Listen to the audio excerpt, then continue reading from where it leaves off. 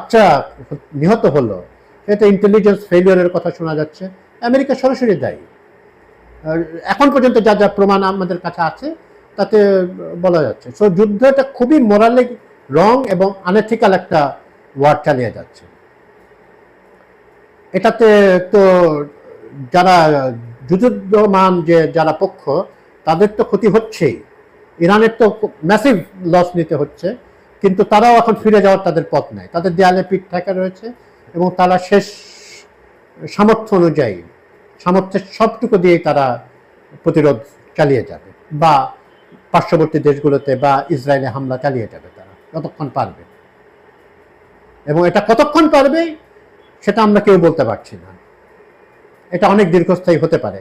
প্রথমে অনেকেই মনে করেছিল যে অত ইরানের অত ক্ষমতা নাই যে তারা করবে। এখন দেখা যাচ্ছে ইসরায়েলেরই মিসাইল